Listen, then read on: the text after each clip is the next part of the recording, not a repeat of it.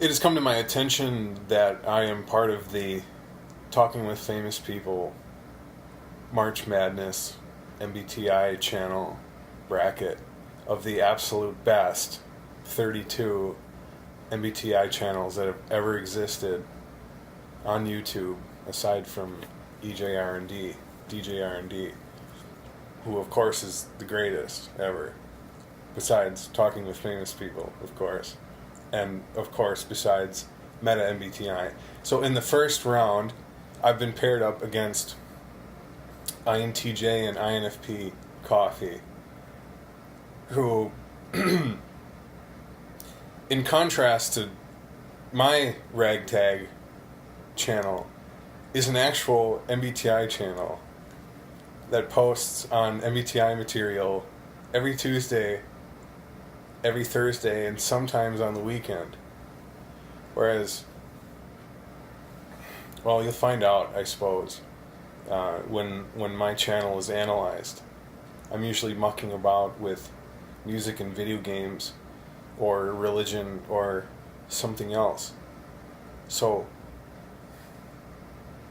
I think it's very likely, very, very likely, in fact I would say proper, that I do not win in the first round against INTJ and INFP Coffee.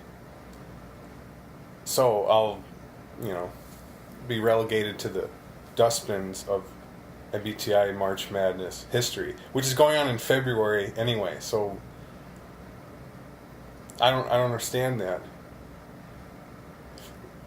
It's one thing I don't understand.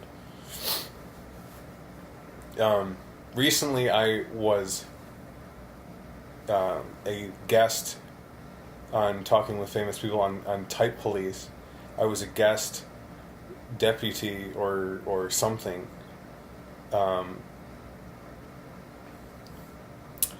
And I was arrested on Typepolice, perhaps the first typepolice officer to be arrested. I'm not sure. I haven't watched every single one. And that, I think, is an accomplishment in itself. And one reason is because, I think the only reason was because I didn't state with what my type is, which my type is, of course, MBTI. That's my type. It's a 4-letter type, right?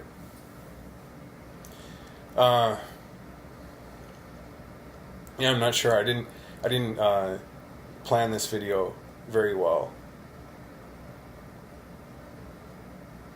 And is that why I'm not saying anything, or was it in any valuer move to not plan this? Or did I plan it very, very, very, very, very, very well in my head beforehand? Did I simulate it 1,000 times with some sort of NI detail? It's up to you to be the judge, but perhaps not in this video, because the point of this video is perhaps that I may be able to say something about my channel before I lose in round 1, which is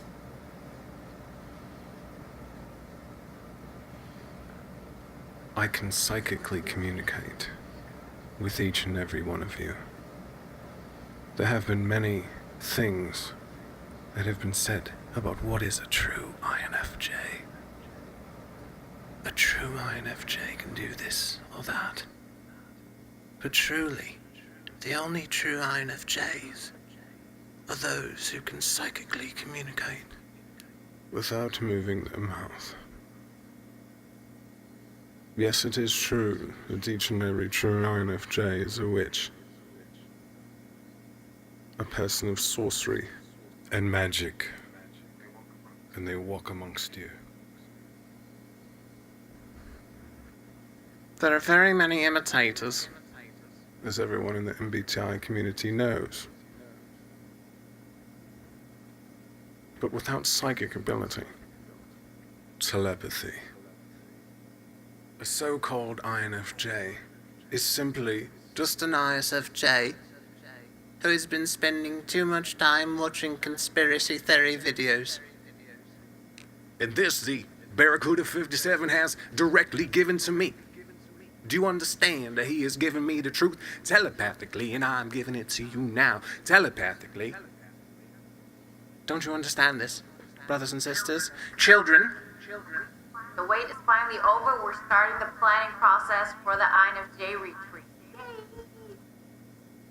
And it appears wenzes is using the INFJ psychic connection to advertise for her retreats now, as only a true INFJ could do.